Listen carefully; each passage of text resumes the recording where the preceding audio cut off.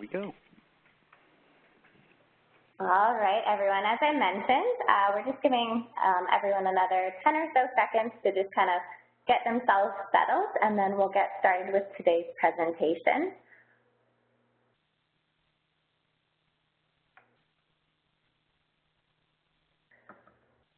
Perfect. Okay, so welcome everyone.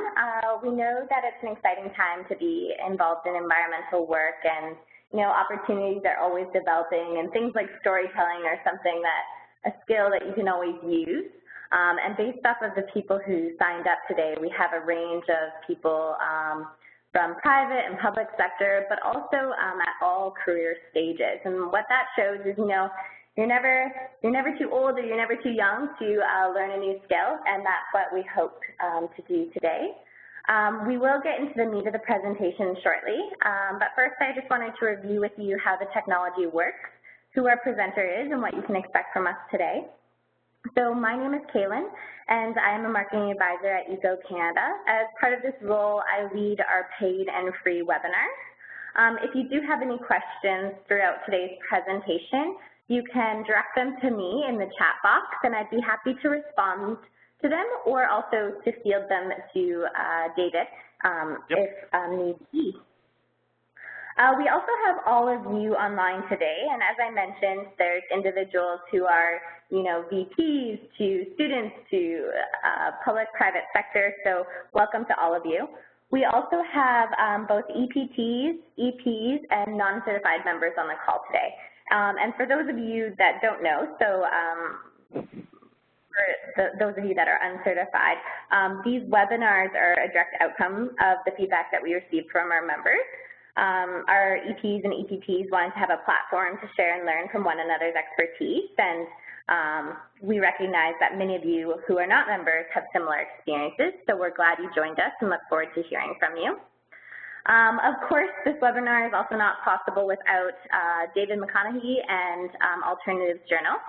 So David is the publisher at Alternatives Journal. He is a major league marketing and publishing professional with many years of high-level experience, including stints as the director of publisher for the NHL and as a professor of marketing for Seneca College.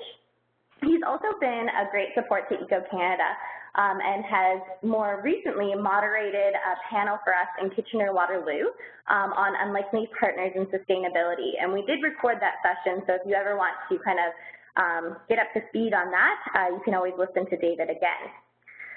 So David, I'm going to hand it over to you in about 10 seconds. I just want to remind participants to use the chat box to communicate with me throughout today's presentation.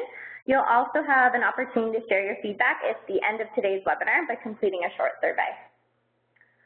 All right, David, it's all to you. Wonderful. Thank you very, very much, Kaylin, for making all of this magic happen. And thank you to everybody who's joined with us this afternoon to discuss strategic storytelling as a key tool in the broadest definition. Strategic storytelling is a key tool in how we engage others in conversation. And so let's look at it from the broadest sense. But first and foremost, again, thank you all for making your time available today, and I wanted a special shout out again to Kaylin. What you don't see is there was madness behind the scenes as I couldn't get any of the technology to work, and she calmly, very calmly talked me off the ledge, and we're all here today to have a wonderful experience and hopefully be able to expand our capacity collectively and collaboratively to more impactfully tell the stories that matter to us in our individual work and across the broader community and the Canadian environmental community. So we're very pleased to be able to join with you today. Just as a little bit of a background, Alternatives Journal was founded in 1971 at the same time as Environment Canada as an academic transfer journal in this brand new study area called environmental science and environmental studies. We have, since that time, continued to expand the work that we do, publishing as much, if not more digitally than we do in print, and finding ways to work and support our partners. And obviously, EcoCanada is one of our wonderful partners. So we've been around for 45 years this year. We've heard a lot of stories, and when we were discussing this, Kaylin and I and their team, we just figured that given where we are now in the process of, for lack of a better word, the persuasion cycle, we're capturing people's attention now. Now we need to figure out how to begin to move them along the cycle so that they can understand why it's so important, the work that you're doing and all of us are doing to find, you know, a strong economy and an environmental protection philosophy that aligns with all of our goals and dreams and aspirations for a happy and sustainable future. So let's get into strategic storytelling.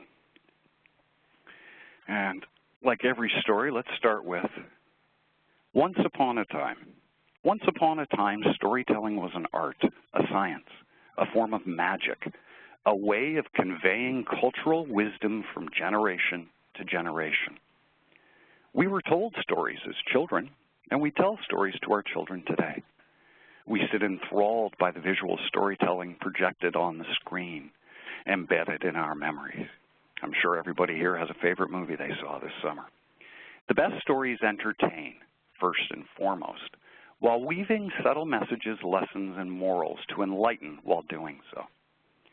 For those of us working towards true environmental sustainability with new economic opportunities, storytelling can be a key tool in our communication toolkit. It helps us to bridge divides, bring people together, and fundamentally allows us to do better work as we engage with new audience.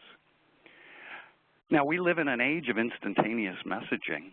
There is still a time and a place for good storytelling, whether it develops as a long-read blog post on your website or a 30-second shareable video that you push out through social media.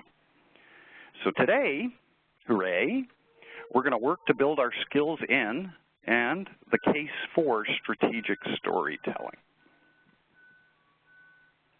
Now, let's figure out what we're going to learn today. Well, what we're going to learn today is we're going to learn how to define your purpose, the most important step in your storytelling activities. You're going to understand and appreciate the differences between your external purposes and your internal purposes. You're going to understand, thanks to a canvas of our longtime publisher Emerita, understand what makes a great environmental story. For those of you who are looking, may work in a communications capacity, perhaps arguing that your organization should add a chief storytelling officer, I have heard that. We'll do a little bit in terms of why you should add storytelling skills to your communication and corporate communication efforts. And then the final little piece that we'll get to at the end of the day is I'm going to encourage you to tell me the story of the great work that you're doing, and we could end up publishing it. So let's look at the story of storytelling. Now, stories attach emotions to things that happen. And I think there's this great quote that I've shared with you here. Facts and figures and all the rational things that we think are important in the business world actually don't stick in our minds at all. But stories create sticky memories by attaching emotions to things that happen. And I want all of you to imagine you're sitting in an auditorium and the presenter has spent 3 weeks developing their material and the content's deep and rich, but if that presenter comes out on the stage and doesn't understand that their fundamental role is first to engage you and entertain you, then no matter all that data goes the way of the dodo.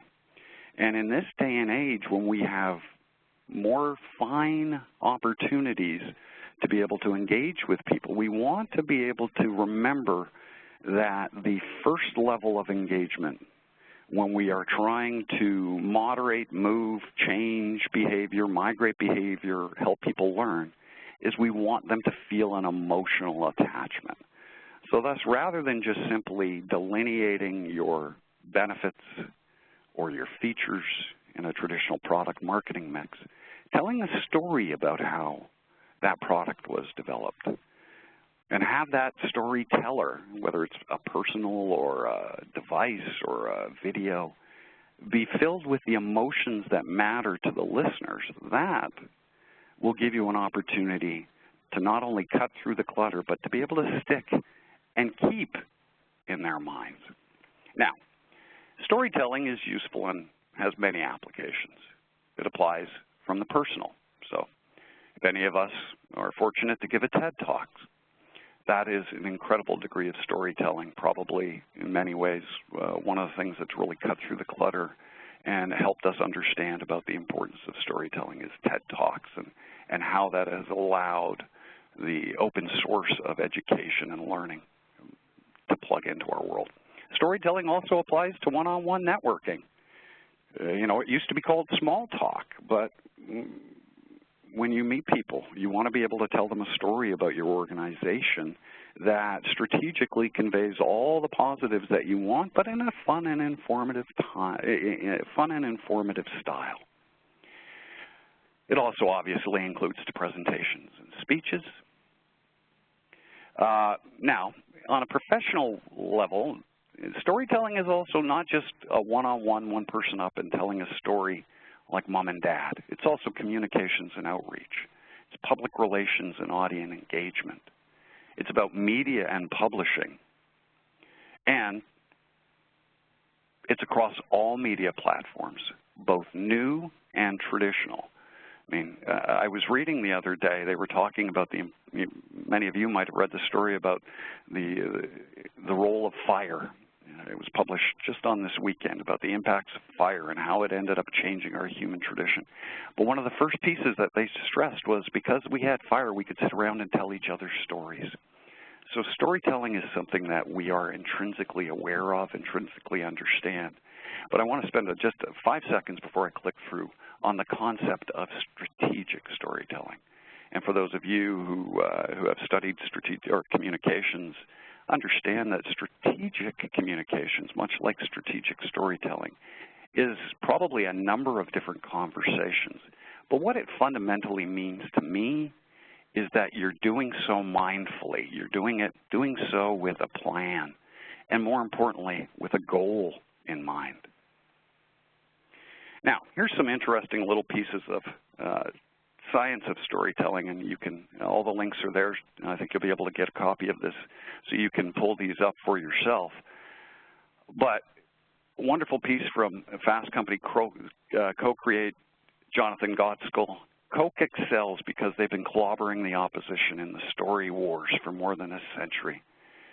People want to see themselves in the stories that Coke tells. Coke understands that their customer is a member of the species, I love this, Homo fictus, we like stories, and that they will succeed or fail largely on the basis of their storytelling. Actually, Kaylin, if you're available, could you queue up that I'll set up the video right now. Perfect. So I'm sending it through via the chat just in case the screen sharing has some issues and it's a little slow for you. So just hold on momentarily. And I share this with everybody because I think it's not only hammers home why Coca-Cola embeds storytelling, but it also shows you that how they do storytelling today is wonderful and unique. So this was a summer. All right, so I have the video queued up, so I'll press play when you're okay, yeah? Go.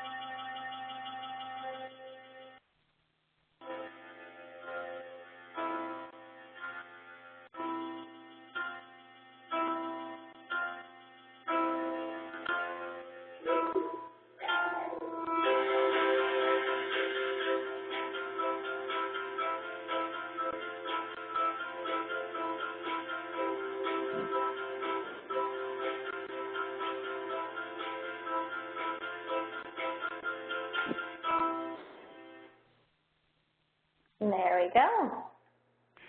again, just wanted to show you, not only does Coca-Cola embrace storytelling, and let's think back, you know, Coca-Cola introduced, for many, Santa Claus to the popular culture, but it was always never about the beverage. It was never about the syrup or the water. It was about the bottle. It was about how it made you feel.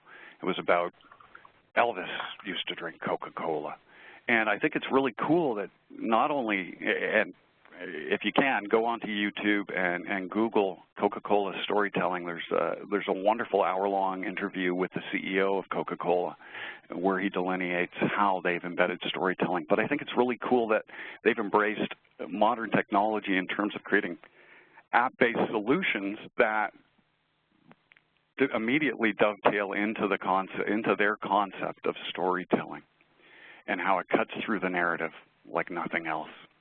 Just a couple other pieces before we click on. I would encourage, if anybody's really interested in the concept of storytelling or wants to become a better storyteller, I would strongly encourage you to go to your library or get a copy of Professor Paul Zak's book, Why Your Brain Loves Good Storytelling. A couple of key pieces that I wanted to share with you. We discovered, and he did this research, really deep research. We discovered that in order to motivate desire to help others, which is what most of us do in the environmental community, a story must first sustain attention by developing tension through the narrative. And we know that people are substantially more motivated by their organization's transcendent purpose, how it improves lives, rather than their transactional purpose, how it sells goods and services. So the good work that your organization is doing and the stories of that transcendent purpose are the things that matter most to the people who you want to engage with. So we want to be able to work with them and figure out how to unleash our own inner storytelling capacity. And one final little bit from, again, Professor Zak. When you want to motivate, persuade, or be remembered, start with a story of human struggle and eventual triumph. It will capture people's heart by first attracting their brains. And for those, if you've ever taken communication, they talk about the persuasion cycle, and it's awareness, interest, desire, and action. And I didn't touch upon it here because I'm assuming some of you have had it, some communications training. But it's awareness, interest, desire, and action. First, you have to capture awareness. Then you need to capture their interest.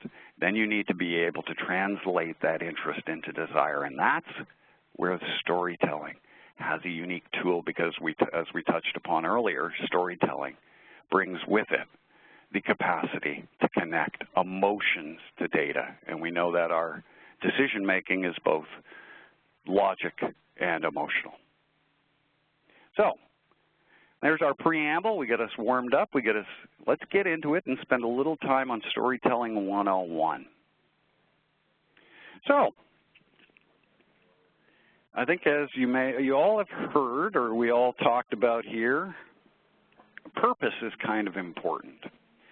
So before we go and talk about your story, let's just talk about a story in general. And what is the purpose of a story within the confines of storytelling and strategic storytelling? Well, I've defined them as the 4 E's. Everybody that you would hear talk on this subject probably has their own definitions. I think these work for now, but if you stumble across other ones that are equally enlightening, that I would encourage you to add them. But I share these with you as somebody who's spent some time in my life telling stories. And only occasionally are they not completely true. Anyway, so what is the purpose of a story? First and foremost, it is to entertain. It is to retain attention. And again, I'm going back to the awareness, interest, desire, action. Going back to that great presenter, you could have all the great content in the world, but if your audience is bored, or if you're speaking a language that they don't understand, or if their brain just simply shuts off and they start checking their smartphone, then everything else you've done has been lost. And sometimes, you know, I used to teach presentation, how to make presentations at Seneca College, and I'd say, if nothing else, If your equipment doesn't work and if you forget what you're supposed to present, at least entertain the people. Get up and do a song and dance. But think about it even from your children, or if you have children in your life and if you've read stories to them. There's multiple purposes, but the fundamental one is to entertain them in a manner that will make them feel comfortable and hopefully, obviously, expedite all those other things that are the internal purposes, like they'll go to bed. The second stage of what the purpose of a story is to enlighten, also known as educate, edify, or inform. And that, think about Aesop's fables. And Aesop's fables were the stories of the tortoise and the hare, and they were entertaining, but there was always a moral. There was always a lesson that they wanted to be able to impart. And specifically, given the fact that we're talking today about strategic storytelling, this isn't the storytelling that takes place in the bar on a Friday night and full of BS. Usually there's a fundamental core purpose. We want to enlighten. So our stories may be funny and enjoyable or heart-tugging, but we want to always ensure that we've embedded what our core purpose is. And that probably plugs into your broader communication strategy, a campaign messaging, and you'll always want to be able to reiterate. So we've captured attention, we've begun to inform, now we want to connect, we want to engage. You're telling a story fundamentally for a purpose, which usually means you want somebody to take some action. So you need to be able to engage with them. You need to be able to connect with them. And there's ways that you do it. The most fundamental is think about being in that audience before you make the presentation. What would capture your attention if you were sitting in that seat or reading that material or watching that video?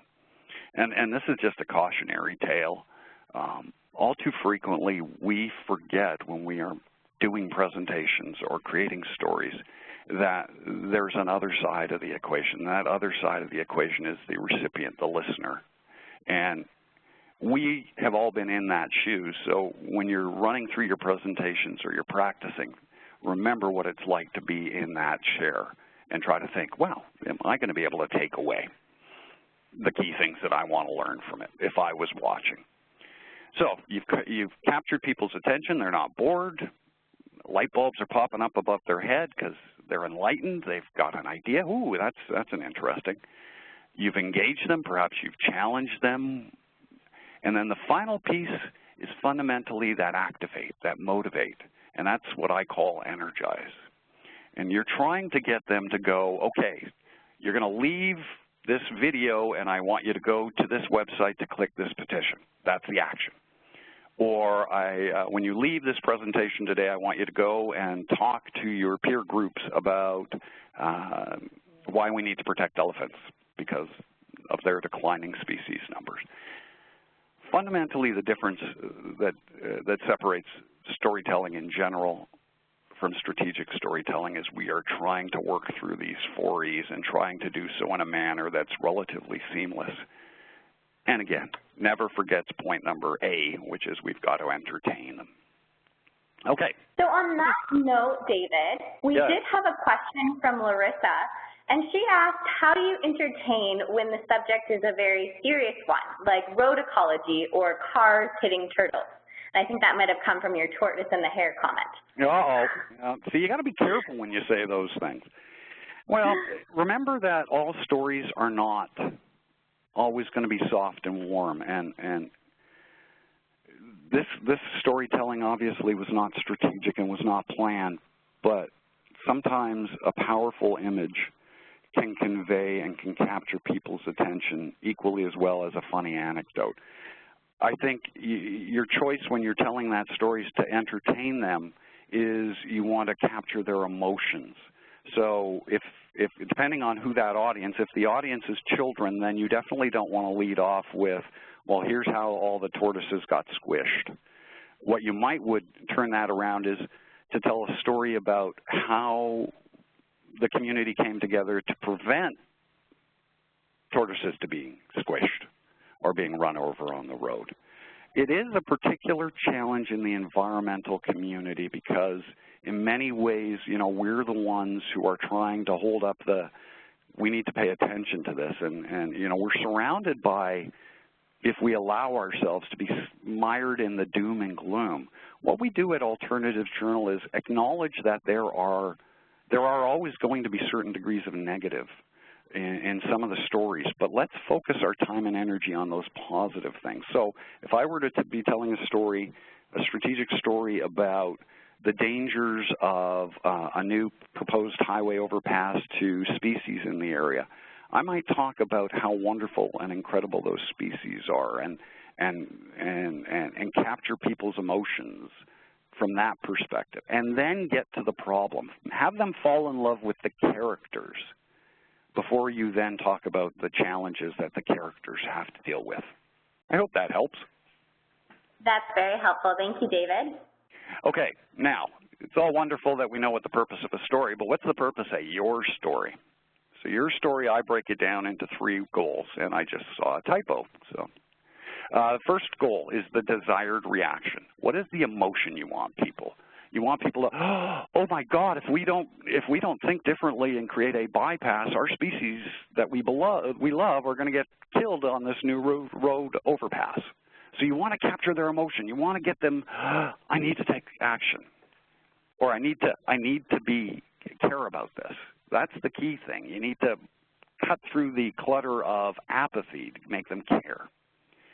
And then you want to get to the desired action or outcome, the logical next steps. Now, I want to just reiterate that you tell a story, it's got an emotional impact.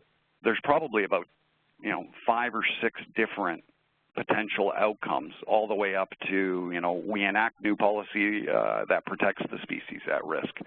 What you have to be realistic is keep in mind that your desired outcome, what you want people to do with that information that you're sharing with them in the form of a story, has to be easy and relatively turnkey for them.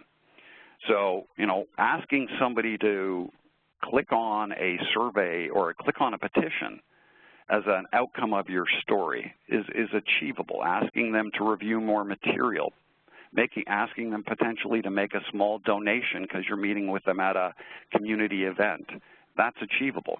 Asking somebody to write you a $10,000 check for a big new project is probably a few steps down the line. So remember, it's about deepening your connection slowly but surely and using the stories to be able to plug into it. And finally, again, I apologize for this typo. It's actually a little bit of a Freudian slip, maybe. It should say mesh with your strategic communications goals, which means your storytelling should be part and parcel of your overall communication activity. And most organizations, whether they're small environmental nonprofits or larger public-facing corporations, they have strategic communication goals, even if they're not identified as strategic communication goals. It's what do we want to say and how do we want to say it. So the key is, fundamentally, you don't want to be telling a story that doesn't align with the rest of your goals because it's a brand disconnect and it just fundamentally confuses your audience. But that's okay. Chances are, if you're going to be sitting down in front of people and preparing to tell them a wonderful new story, you've probably had some conversations and you have a really good idea because you've thought about the 4 E's and you've thought about your desired reaction and your desired outcome, that it's going to align with your goals. Okay, so Storytelling 101, we continue. The question then becomes, now that you know why you should do it, how do you do it? And again, I try to keep this simple. There's a lot of depth that you can go into, and I would encourage you, if you have any interest, storytelling is becoming a very powerful new communication area, and there's developing books, whether it's Professor Zaks or others who can help you. But I've kind of synthesized 5 or 6 key points into here. So how do you do strategic storytelling?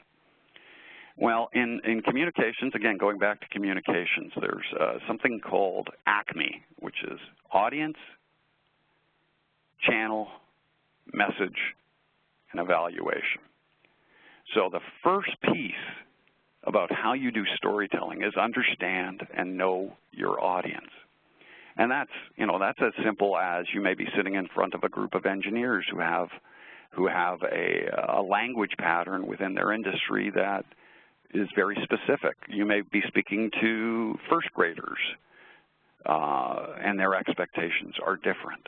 You may be speaking to homeowners about why they should be making renewable energy. You need to tailor your language, your expectation, and yes, your broader story to who your audience is. And it comes back to, I always think that there's a reason why we don't tell our children scary stories before we send them to bed, because we want them to have pleasant dreams. So always know your audience. If nothing else that you take away is that you understand, you know your audience, and you understand why it is important to tailor your message to that audience. Now, I can share with you, it's not always that you're going to have completely homogeneous audiences. You could be at a TED Talk where you've got anybody from a PhD to somebody who may just be interested in the subject matter. But you're going to want to try to get at least a pretty good snapshot of who they are, where they are, why they're there, and then you can do your work with them. Second piece of strategic storytelling, once you've reminded yourself of who your audience is, to go back and reiterate your purpose. My purpose is I want people to think that my new initiative is very powerful and positive and that they should consider supporting us. Good, as long as you are reminded of why you're going to be doing that. It's kind of funny, I'll share this with you as long as you promise not to tell anybody. When I first joined the National Hockey League, I'd never had a big, strategic comm plan before. So what I did is I took the top 2 goals and I printed them out and put them on the top of my door so that I could be reminded that the NHL is the coolest game on earth. But what it did is pretty soon, within 2-3 weeks, maybe 2-3 months, I started to get the language pattern. So, okay, step number 3, know your purpose. How will the story be told?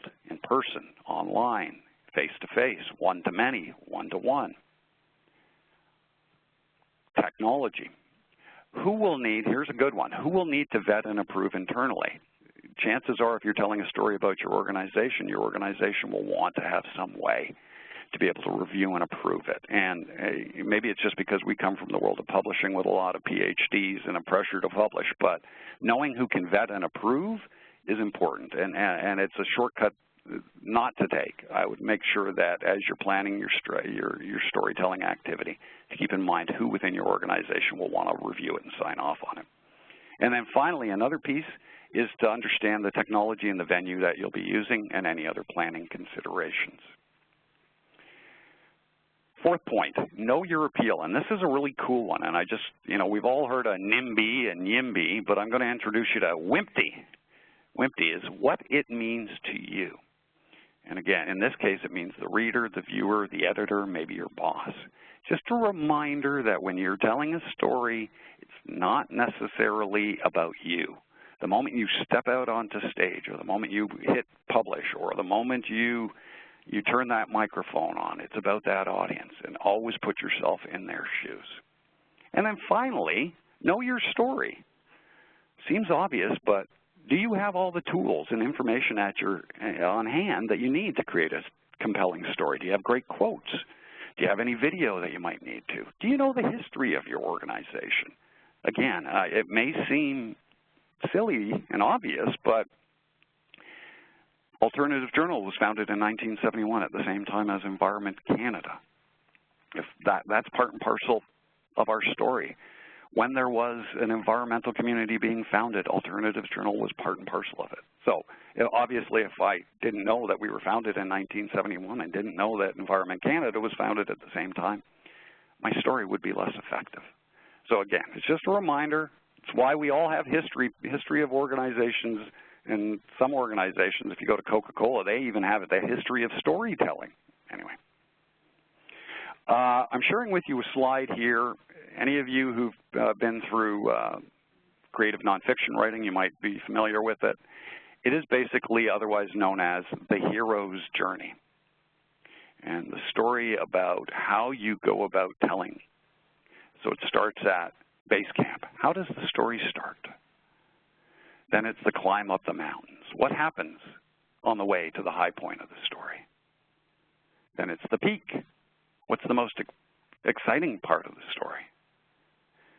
The climb down, and then obviously base camp, where you've hopefully migrated. Now, you know, the hero's journey is embedded within the archetype of storytelling, everything from the Iliad through to popular culture today, and the challenges and the upheavals and the emotions.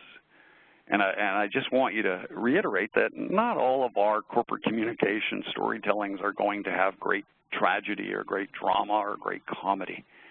But we want to remember that we're asking people to spend some time and energy regardless of how they're consuming our story. So we want to make sure that we go to the effort of doing our best to not only entertain them, but to entertain them in a plan and with a process that helps them and recognizes and respects their time. So again, I just share this with you. There's a couple of other pretty standard the hero's journey, but I love this one just as a reminder about what we need to do and the processes we need to do. And quite frankly, you can use this as a quick down and dirty template for when we get to the end of this webinar for when you're going to tell your story to Alternatives Journal and our readership. Little jot the notes down. We use it here internally as a little document to help us. Okay, storytelling today. Storytelling today is a much different environment than where it was 20 years ago. It's because our technology is coming up. I mean, even just think about the technology that empowers our webinar today is new technology. And storytelling today, there's all these changes and all this new technology and all these new channels probably is going to migrate certain things, but at the same time, it's going to remind us that it starts with the audience, then it goes to the channels, then it gets to the message. So let's talk about the channels today. Let's talk about what storytelling is today. So today's media is a different beast than it was 20, 30 years ago. I remember I left the NHL in 2000, and one of the reasons I left as the director of publishing is because there was a belief that, you know, publishing was beginning its death spiral. And ironically enough, just about that same time, I remember our offices were right across the street from Radio City Music Hall, and I walked out of our offices one day at about 7 o'clock, and there were tens of thousands of young screaming children dressed up in magicians' outfits. It turns out that Harry Potter was doing a live action. J.K. Rowling was doing a reading at Radio City Music Hall. And the death of publishing wasn't going to happen that day. And as it walks today, you know, it's even migrating. The world of traditional print media is changing. So today's media, from one-on-one and in-person to millions of views of a viral video. And I'm just going to push forward. Here's a little thing. You know, Marshall McLuhan coined that phrase, the medium is the message. Well, actually, I think he wrote it as one of his great contributions to our understanding of how to communicate, but probably no more so than today when you think about something like Twitter. Twitter can be used to tell a story, but Twitter's unique characteristics of 140 characters mutates how you tell that story. So the medium demands that you tailor that message to the unique dynamics. And we see it every day. I mean, Facebook, I was reading, has gotten rid of their human news feed people, and now they've got automated, and that blew up over the weekend. But yeah, I don't know if any of you have noticed, recently I've started to see that organizations like ours in the environmental space have started to post 30-second videos that don't have volume. Well, they may have volume, but they have all of the text either as supers or very little actual conversation. what the recognition is that if you're in your, if you're checking out your Facebook homepage and you can watch that video stream through 15 seconds, well, that's 15 seconds that I've been able to capture people's attention. That's 15 seconds that I've been able to get them to pay attention to me. So I better give them the tools so that they can understand this story really well. This webinar is not about how to maximize your communications in this new digital age. That said, I would encourage everybody on this conversation, or everybody here today, to work with, whether it's EcoCanada or another partner, is to understand digital media communications, how it's changing, and it's changing every day. I was reading that 6-second Vine videos are now the way that you capture young millennial attention. They no longer will watch 30-second video. So the whole point being is there's lots of different ways to tell stories. And you got to keep in mind that each media that you present gives you different ways to tell those stories. And that's okay. You can tell a wonderful story in a long-form read in your news on your website, and that's okay. You can then create a 30-second video that you share through social media that is tailored, takes your story and tailors it to that media and pushes it out. You may also follow that up with some social media via Twitter, Instagram, Pinterest, and pushes that content out. The point being is good storytelling skill sets and the interest in listening to good storytelling is still key and important regardless of even if the media changes, and the media is going to change every day. But tailor your message to the media. Become experts at how to utilize that media, and you're going to have a better chance of being able to customize how you share your stories and do that more impactfully. And you probably know, I don't know about you, every now and again I go to our Twitter feed and I'm amazed that some stories get shared and others don't, and it's still a learning process. And if you haven't got it all figured out yet, that's okay. You'll learn it more tomorrow and then the day after and the day after. Today's messages. There are so many stories. There are so many voices. How do you cut through the clutter? And I apologize for this. I always liked Amanda Marshall. She was a great story, she's a great performer, but her famous line is, everybody's got a story that could break your heart. And that's just a reminder that in this day and age, there is no end to the emotions that are available in our media world. I can't open up, my Facebook page without starting to cry because somebody posted something lovely about Gene Wilder's passing the other day. Keep in mind, now this goes back to the folks who were talking about protecting tortoises. And if we're trying to capture people's interest, obviously what you want to do is, if you're in a negative situation, if this doesn't happen, all these horrible things, you need to bridge beyond that negativity. You need to get beyond the heartbreaking. You need to start projecting what the future might look like if positive steps are taken. Because in this day and age, more so than ever before, everybody's got a story and they can break your heart. So you want to focus on how do you capture people's attention. And that might be a negative. I mean, there was an article in the weekend newspaper that I'm sure some of you might have read that talked about the Alan Kurdi photograph and how that changed how Canada's immigration policies. But you can't continue to talk about that poor child and that poor child's loss of life. Eventually you need to talk about how we're helping.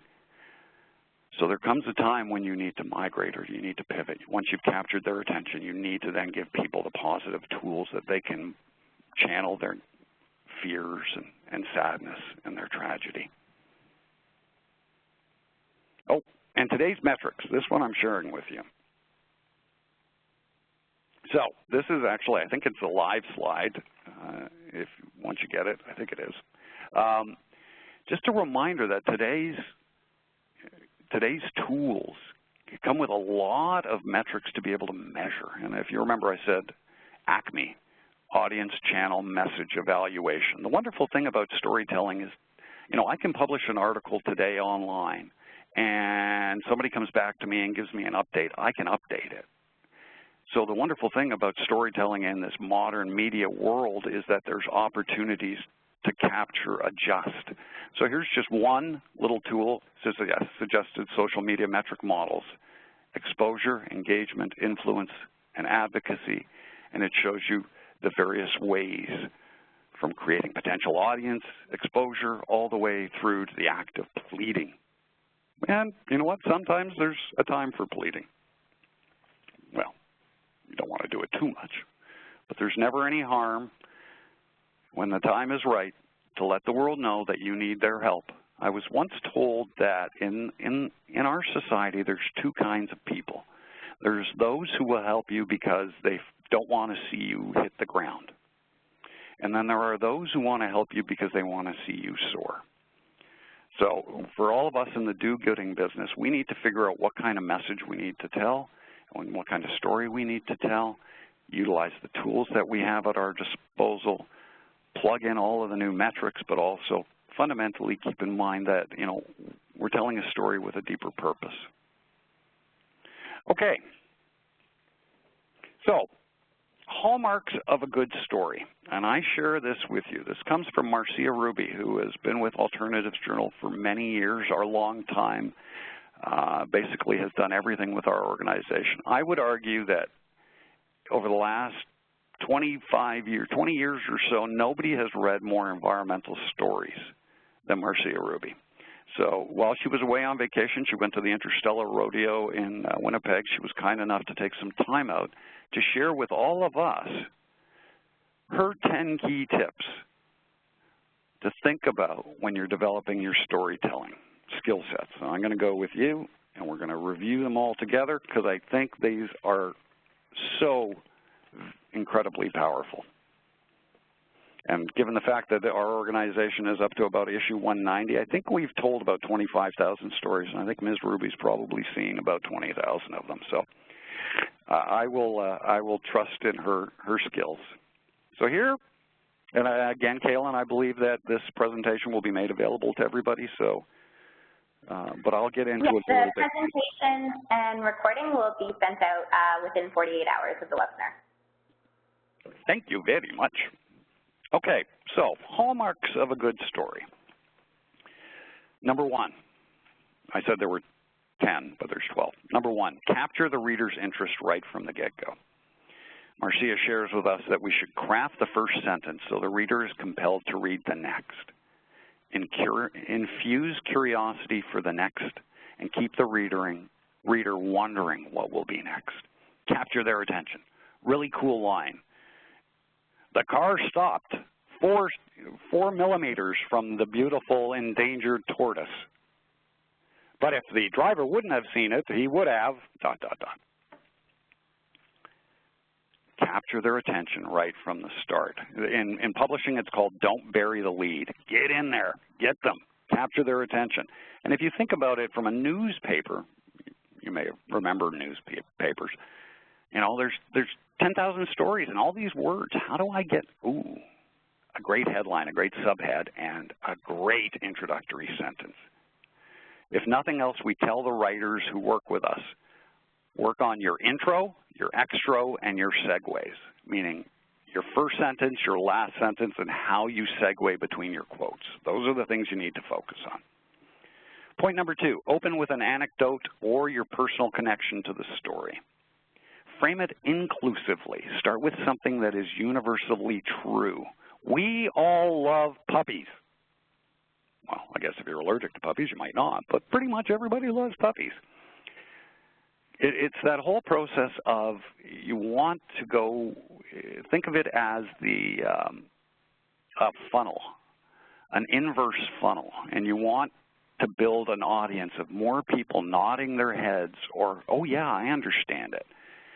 So you want to start with as broad a potentiality of engaging with them and start with it We love puppies. Who doesn't love puppies? Anyway. Point number 3, respect the narrative arc. By that I mean stories have a beginning, a middle, and an end. Marcia shares with us that if we want, we should find Brian Doyle's The Greatest Nature Essay Ever.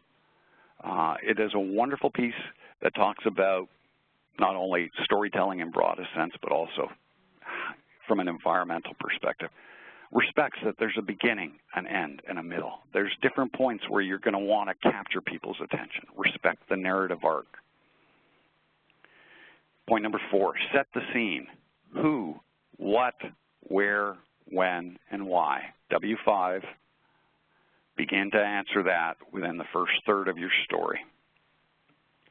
Point 5, think about the user experience of your story. Stay aware of the reader's critical eye. Remember that there's somebody consuming this content. Think about how they would consume it as you're creating that content, and chances are you're not going to ask them to bridge too many mental gaps because you've already done that thinking for them. Point number 6, do write in the active voice. It's a simple sentence structure. Use imagery, metaphor, personality to make the reader feel for the person. Anthropomorphize that lovely tortoise that you want to protect, but make them feel.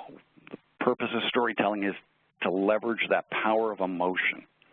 Do not write in a passive voice, and this is one of the challenges. In fact, you could probably spend an entire workshop just discussing how to convert corporate communication, passive voice, and jargon into active voice that's compelling to your readers. I can share with you that probably 80% of the work that we do, particularly when we're working with academic writers, is moving it from passive voice to active voice. So, you know, the bell and whistle on your latest doodah may be XJY7325429, but quite frankly, nobody gives a flying fadoo about that. What they want is that the new functionality allows you to save 23 times more tortoises than you could in the past. Point number 8, pack an authoritative punch with short and incisive quotes. Paraphrase longer quotes. And, you know, we all need proof in this day and age. We all live in Missouri, the show me state, so we need to be able to bring and leverage authoritative support. Point number 9, we all know this, keep it simple. Mark Twain had a wonderful comment. Please accept my apologies for the length of this note. I did not have time to write a shorter one. Respect that people's time and energy is very precious. Do the work for them. Think it through. Keep it simple. Tell a memorable story. You know, we have lots of stories that we can tell, but tell a story from the perspective of examples and experiences and comparisons that are relevant not only to you but also to your audience. Add drama to your story is number 11. Be unpredictable when you can. Slide in an anecdote that's a little jarring or distracting. Make them look at a photo when they're reading, or play a video of songs to get them excited. Do something differently. And then finally, map out your details in a timeline when you're developing your story. And how does this story get told over? And I share this point with you. We do this a lot. Is sometimes, you know, when you're writing a story, there's, especially in the corporate world, it's like bang it out, get it done. But sometimes storytelling requires a space and an air. So mediate on it. Allow some time away from it. And then start writing. Start developing, start creating. But allow the time for the story to penetrate into your head. Think about how you would tell it and think about how you would want to listen to it.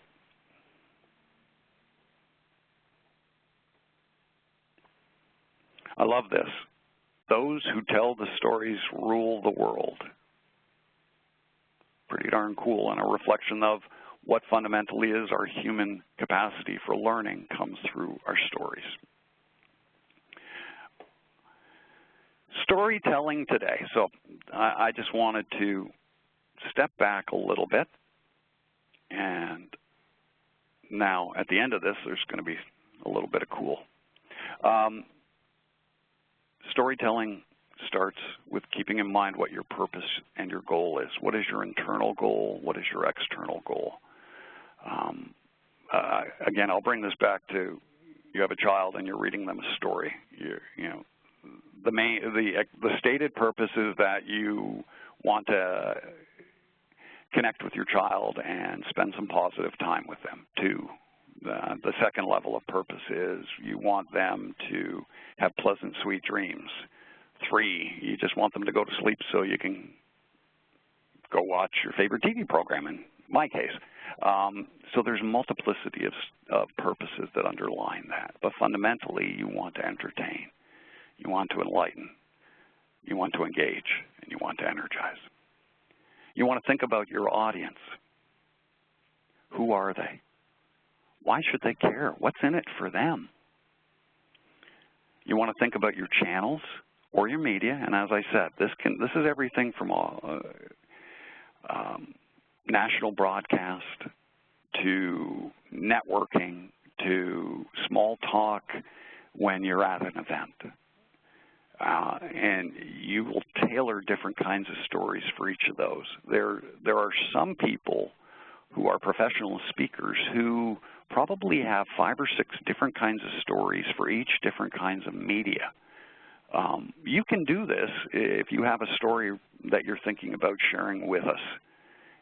Well, how would I tell that story in Twitter in 140 characters? How would I tell that story on a Facebook post? How would I tell that story in Instagram or Pinterest? How would I tell that story if I was standing in front of the Prime Minister? How would I tell that story if I was at a bar and having an after-work beverage with somebody?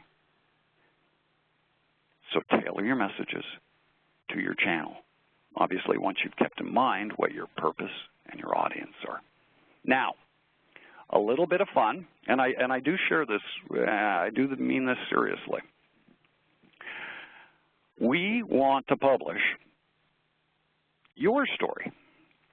When I mean we, Alternatives Journal will publish in print or online the best story submitted to me about what you're working on, a really cool thing that I should know and that the people across Canada should know. You all have basically a week from today's webinar.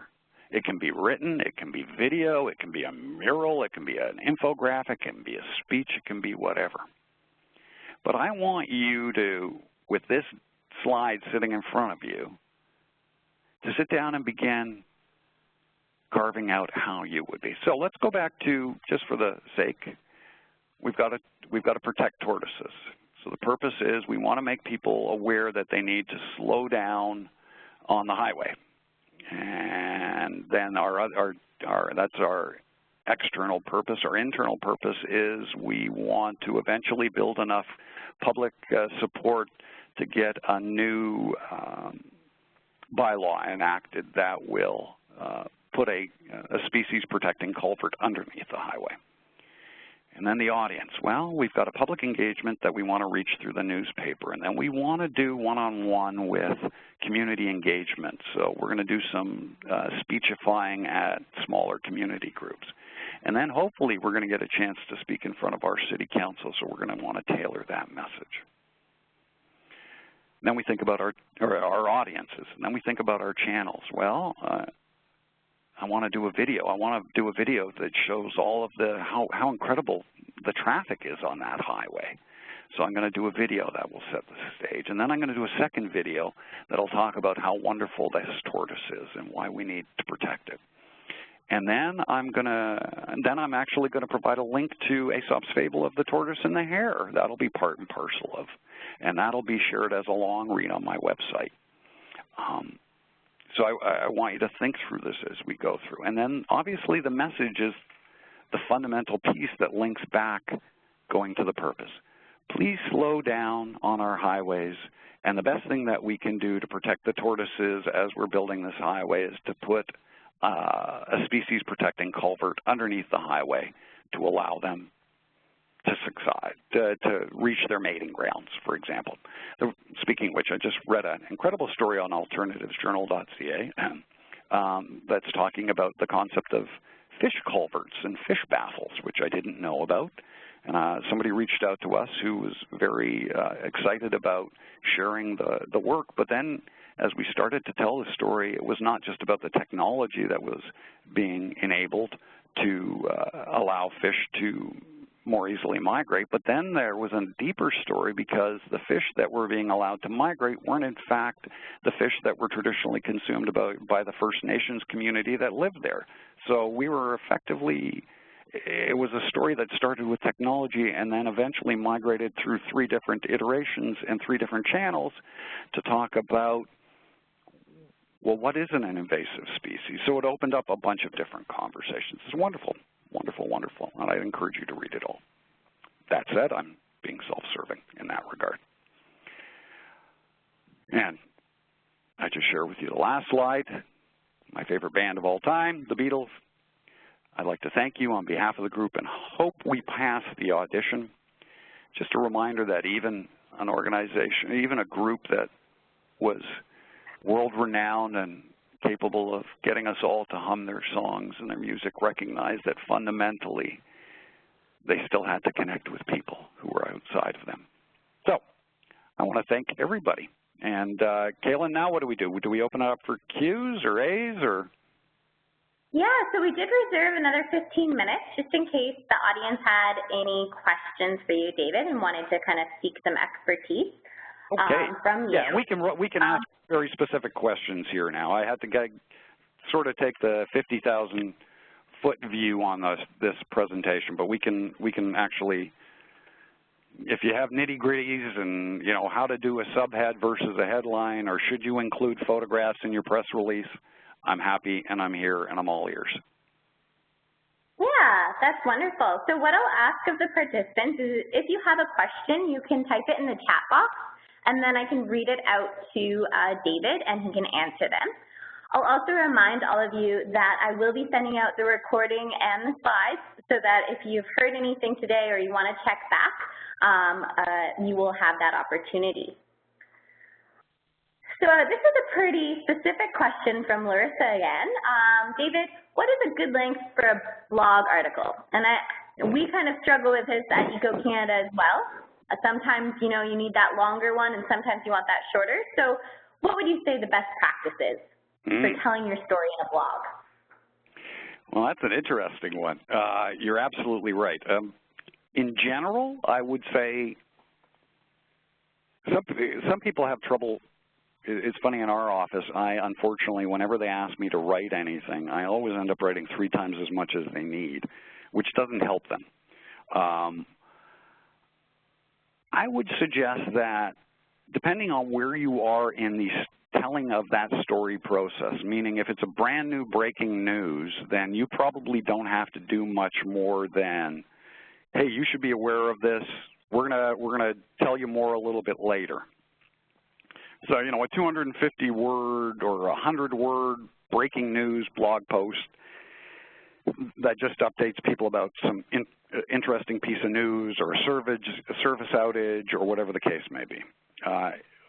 In general, storytelling, you know, I like to look at it this way. You probably need a paragraph or 2 to start telling the story. You probably need a paragraph or 2 to wrap up the story. You're probably going to want 3 or 4 paragraphs to adequately tell the story, and then probably another paragraph or 2 that'll have supporting quotes and data. In general, I say about 1,000 words is a good way to start. Keep in mind, obviously, that the more of a subject matter expert that you are or your organization is, meaning the expectation of the people who are consuming this content, if you're a PhD in subject matter, I'm going to have a higher degree of expectations than if you're in 101. So it relates not only to the news cycle of when that news is breaking, I'll give you a really good example. There's some controversy here in Ontario about Nestle Waters trying to get a water-taking permit renewed. And there was a lot of ink shed last week by various news outlets. And AJ didn't get into it until we didn't feel it necessary to do the breaking news part of it. We ended up doing a 2,000-word blog post that talked about the economics of the water-taking permits. So because it was later in the discussion of that general subject matter, and because there's an expectation that AJ, given our history and our longevity, is going to have some more informed opinion, we chose to engage that topic later in the process with a deeper perspective. So in general, I would say start at about 1,000 words and then scale it depending on where you are in the news breaking cycle and who you are as the subject matter expert that people should pay attention to. That's very helpful, David. On that note, it was just kind of a follow-up question. Do you have any expectations around the length of the article that they submit to you? Yeah, it's funny. It's back to school starts soon, and we all ask the question of how long do I need to write this essay? I'd say as long as it. If it's a video, it can be a 6-second video. If you're a wordsmith, then I would imagine 500 words would be a good start. Okay, so as long as they can keep your attention and tell their story, yep, you're very open to the length that they may provide you with. Absolutely. I was watching somebody's video yesterday. It was a 30-second video. Now, granted, I'm a big softie. By the end of it, tears are rolling down my cheek, and I'm clicking yes, and I'm supporting the cause. That was as impactful as War and Peace would have been for me reading it.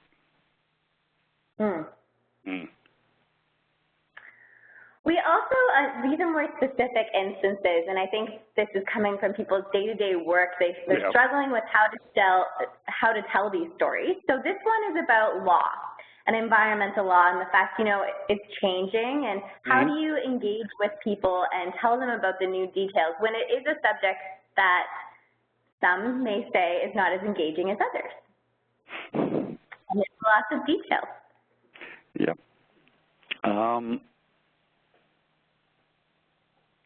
First and foremost, I would say that everybody who's working on any aspect of the environment is the most important people in the planet. But I'm a little biased to all of us who work in this community. Well, I am. I don't think that there's any subject matter that is too dry, or might not be really hip, cool, and whatever the case may be. I think there is going to be a time when, for example, if I was talking about environmental law,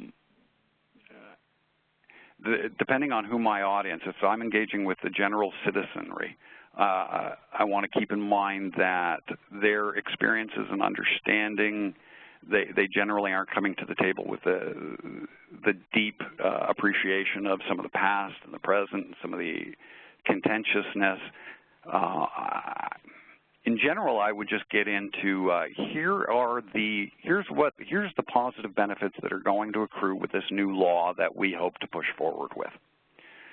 It's really actually very interesting that you mention it. There's a real dynamic at play within the Canadian environmental community, and I've heard it from a number of very senior stakeholders that we as a community, we're very good because we're a counterculture movement about fighting against and telling stories about how we fight against. But I know Eco-Canada and a lot of us are now working towards fighting towards and bridging gaps and finding new partners. So in general, something as complex as an environmental law story, I would lead in general with here's the benefits that will accrue. And I just hearken back to, what was it, 2 years ago at the Manning Conference, where Mr. Manning reminded everybody that the root word of conservative is conserve. So, if if I'm talking about environmental law in particular, I'm going to be talking about, and thanks to the law that was impacted, we saved, 10,000 hectares of old-growth forests. That, of course, what we're not talking about is the point where we're trying to engage the public to get them to advocate for change that isn't happening quickly enough. And that is where I think you need to bridge the mental gap between, well, if we don't do it now, what's the worst? You actually have to start to show them. And I think one of the best examples of this that I would direct anybody to deal with is the Toronto Star about a year ago had a, what will this child's life be like in 2080 in the age of climate change? And they told both the positive story and the negative story. And I don't know about you, I was much more emotionally impacted by the positive story of how this, how the Earth came together and how how we work together to mitigate all the negativities. It depends on, again, it depends on where you are and what your fundamental purpose. If the key of the story is to get people to pass legislation tomorrow, then you're probably going to have to leverage more negativity or emotion or energy than you necessarily would if you're trying to build a long-term case for, slow behavior change or modification. Yeah. And I would add, if it's specific just to like a webinar itself, I think that was an example that, Sarah, you gave.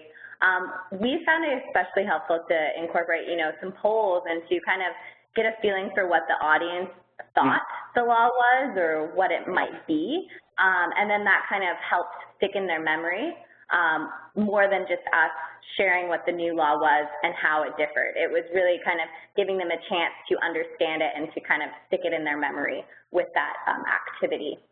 Yeah, you're absolutely right, Kayla.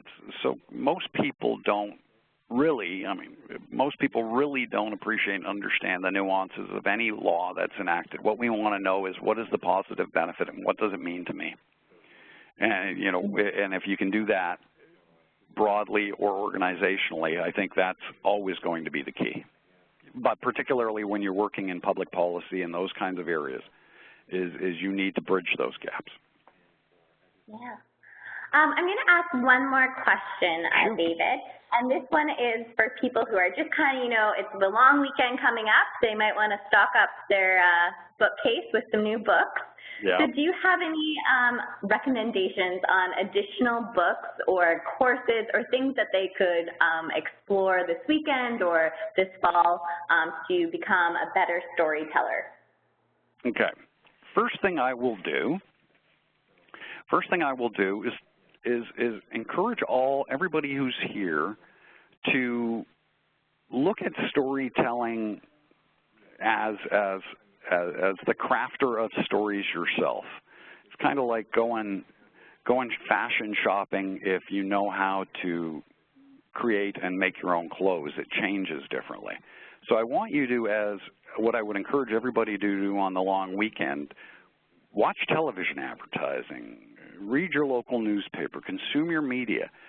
Watch how they've constructed stories. We're very fortunate in that we live in a society where stories are so prevalent. We don't necessarily think about what was their purpose, and that's one of the cute little goals that I always used to do with my students when we were talking about advertising, is you listen to a story or you watch an ad and you try to say, well, what was the purpose behind that? So as you consume stories over this weekend, I would suggest that you, if one story or another hits you, take a moment and try to figure out what were they trying to communicate? What was the core purpose? What was their external purpose? Were they all about entertaining, or were they more about engagement, or was it? So what I'm basically saying is, be a mindful consumer of other people's stories. They always tell writers that before you can become a good writer, you have to read. Before you can become a good storyteller, consume other people's stories and think about how they construct it. That'd be point one. Point B, or point two, is I would suggest in general, we can all take communication courses in general. I know that Eco Canada has wonderful programs. I know within the environmental community, There's various communications, strategic communications classes that you can take. I would encourage you to do that. One of the great things, and we're going to do it here as our team here at Team Alternatives Journal, is we're going to take a group improv class. And that's more about the presenting and entertaining side. It goes back to if your story's boring, then your dancing better not be. So we're gonna do one of those pieces. The other thing is tell stories. Sit down and tell stories. It's very interesting. We have a lot of post-secondary students working with us as co-ops or interns, and they are not as comfortable raising their voice, and I worry sometimes that we live in the age of epic fail and people therefore won't try. But I would encourage people, as you're sitting around, tell your stories. Tell your stories of what happened. Tell your stories about what did I do today. Think about how you tell your stories. So become a mindful storyteller consumer. Add your more formalized, look for strategic communications or things like improv, which improv I love. It teaches you how to think on your feet, which is a key to storytelling. 3 is to work with an organization like EcoCanada and to look at the resources that they're making available through their webinars wherever you can. There are a lot of resources and there are a lot of organizations who are working towards this goal. An organization called the McConnell Foundation is really pushing storytelling, and if you happen to be an organization that can apply for a grant to an organization like that, I would suggest you spend a little time familiarizing yourselves with the McConnell Foundation. And then, final piece of advice, think about what story you would tell about what you did this summer. And in those brief moments when you're not looking at your phone or thinking about your work, tell yourself an interesting story. There, that's it. Sorry, Kayla. That's wonderful, David. Thank you so much. I'm sure everyone on the call today will agree with me when we say today's presentation was amazing. It was super helpful, and it's giving us the basis that we'll need to tell our stories strategically. So we really appreciate you taking the time to put the presentation together and to take this webinar, take us through this webinar. Thank you. I'd also like to thank all the individuals who joined us on the call today and the questions that were asked. We really appreciate you taking the time out of your day as well and joining us. We would ask that you take the last few minutes to complete the survey that you will get when you exit today's call, just to ensure that we're continuing to provide webinars that are of interest to you and of the quality that you expect from us at EcoCanada. So please do take that time. And also, just as a reminder, to submit your stories to David. We'll include the email in with the recording and the presentation so that you can submit your stories and really, take his advice, watch a lot of advertisements this weekend, put together your story, and submit it by next week. So use this long weekend to get your story together. And another reminder to, Sorry, I was just going to say, too, that you have david@alternativejournal.ca. You can draw me an email if you have questions that are not specifically related to the storytelling exercise. This is an open source and ongoing, helping all of us to become better storytellers. So it's an open door, and I would encourage everybody to feel free to use it. That's wonderful. Thank you, David. The final reminder is to, think of what your purpose is and tape it up on your door. It worked for David at the NHL, and hopefully it will work for you in your office and in your personal life. So thank you, everyone. David, I'll follow up with you after today's call. Perfect. Take care. Thank you, Have a good everybody. afternoon.